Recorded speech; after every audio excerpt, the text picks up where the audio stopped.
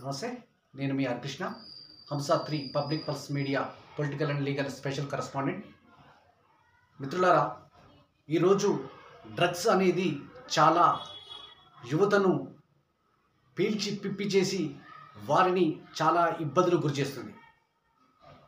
నిత్యం ఎక్కడో దిక్కు ఈ యొక్క డ్రగ్స్ దొరుకుతూనే ఉన్నది. భారతదేశ వ్యాప్తంగా ఈ డ్రగ్స్ అనేది ప్రతి 100 మందిలో 90 మంది ఈ డ్రగ్స్ బారిన పడుతూనే ఉన్నారు. ఈ డ్రగ్స్ మనిషిని, శరీరాన్ని, మనసును మత్తులో ఉంచి వారిని అనేక రకాలుగా అచేతన స్థితిలో నెట్టివేయబడుతుంది. దీనికి కారణం ఆ డ్రగ్స్లో ఉండే హానికారకమైన పదార్థం. గంజాయి, కొకైన్, హెరాయిన్, ఓపియం, ఇలా మనిషిని ఆ డ్రగ్స్ తీసుకున్నప్పుడు తను ఏం చేస్తున్నాడో కూడా అర్థం కాని పరిస్థితి. మన దేశ రక్షణకు యువత చాలా కీలకం. ఆ యువతే నేడు ఈ యొక్క డ్రగ్స్ తీసుకొని మన భారతదేశం యొక్క అంతర్గత రక్షణను మరి నిర్వీర్యం చేస్తుంది. దేశవ్యాప్తంగా ఈ డ్రగ్స్ వాడకం జరుగుతుందంటే ఆశ్చర్యపోకమానదు. నేటి సమాజం ఎటువైపు వెళ్తుందో అర్థం కాని పరిస్థితి. శత్రు దేశాలు మన దేశంలో విచ్చలవిడిగా ఈ డ్రగ్స్ సరఫరా చేస్తుంది. కొంతమంది ఏజెంట్లను ఏర్పరచుకొని ఆ ఏజెంట్లకు డబ్బులు ఇచ్చి మన దేశాన్ని వినాశనకర పరిస్థితులకు తీసుకురావడానికి కారణమవుతుంది. వీటన్నిటినీ పసిగట్టి మన యొక్క దేశ భద్రత కోసం ఏదైతే యాంటీ డ్రగ్స్ ఏజెన్సీ ఉన్నాయో అవి ఇంకా గట్టిగా పనిచేయాల్సిన అవసరం ఉన్నది. యువత డ్రగ్స్ తీసుకొని వారి యొక్క జీవితాన్ని చిన్నాభిన్నం చేసుకొని అనేక రకాలైన పరిస్థితులకు కారకులవుతున్నారు. ఆ పరిస్థితులు ఏంటంటే, ఒక్కసారి డ్రగ్స్ తీసుకుంటే ఇక నిరంతరం అది తీసుకొని ఉండలేకపోతారు. డ్రగ్స్ తీసుకున్న వ్యక్తి తను ఏం చేయడానికైనా వెనుకాడని పరిస్థితి. అత్యాచారాలు చేయడం, మర్డర్లు చేయడం, దోపిడీలు చేయడం, ఈ విధంగా ఆ డ్రగ్స్ తీసుకున్న వ్యక్తి అనేక పనులు చేసి ఈ యొక్క దేశం యొక్క అంతర్గత వ్యవస్థను నాశనం చేసే పరిస్థితి ఉన్నది. దీనికి ప్రతి ఒక్కరు కూడా దీన్ని ఎదుర్కోవాలి.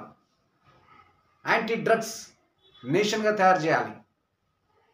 ఈ రోజున స్కూల్స్, కాలేజెస్ కూడా డ్రగ్స్ అడ్డాలుగా మారినాయంటే ఆశ్చర్యపోకమనదు.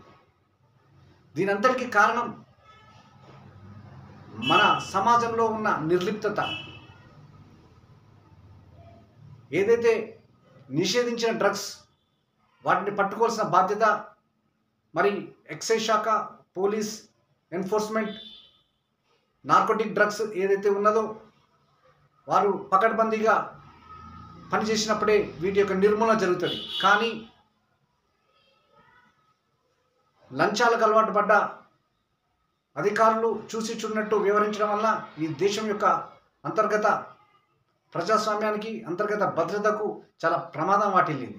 చాలా చోట్ల చూసినాం. డ్రగ్స్ తీసుకొని తండ్రిని చంపడం, సొంత కుటుంబీక సభ్యుల్ని అంతమొందించడం, మర్డర్ చేయడం, రేప్ చేయడం కూడా చూస్తూనే ఉన్నాం. మరి అది తీసుకునే వ్యక్తి తను డిప్రెషన్లకు పోవడం, పోలో డిజార్డర్లకు పోవడం, ఈ విధంగా తను ఏం చేస్తున్నానో కూడా తెలియని పరిస్థితి. దీన్ని నిర్మూలించవలసిన అవసరం ఉన్నది. తనకు తానే మత్తులో జోగి తను ఏం చేస్తుండో అర్థం కాని పరిస్థితి. ఇది చాలా భయంకరమైనది. ఇది ఎయిడ్స్ కన్నా చాలా ప్రమాదకరమైనది.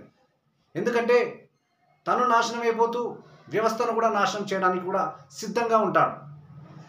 కాబట్టి ఈ డ్రగ్స్ని, నిషేధించిన డ్రగ్స్ని ఎవరు వాడినా తక్షణమే సంబంధిత డిపార్ట్మెంట్లకు చేరవేసి మన యొక్క దేశం యొక్క భద్రతను కాపాడాల్సిన అవసరం ఉన్నది. నేటి సమాజం పూర్తిగా ఇలా నిర్వీర్యం కావడానికి ఇది ఒక మత్తు కూడా ఒక కారణమని చెప్పుకోవచ్చు. గంజాయి, కొకైన్, హెరాయిన్, ఓపియం లాంటి మత్తు పదార్థాల వల్ల, అదేవిధంగా కల్తీ కల్లులో కలిపే ఏదైతే పదార్థం ఉంటుందో అది కూడా చాలా ప్రమాదకరమైనది.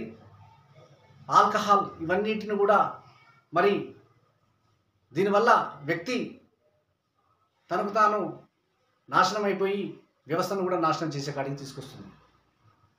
కాబట్టి డ్రగ్స్ నివారణకు ప్రతి ఒక్కరూ నడుం కట్టాల్సిన అవసరం ఉందని కూడా హంస 3 పబ్లిక్ పల్స్ మీడియా కూడా విజ్ఞప్తి చేస్తుంది. థ్యాంక్ యూ మిత్రులారా, థ్యాంక్ యూ.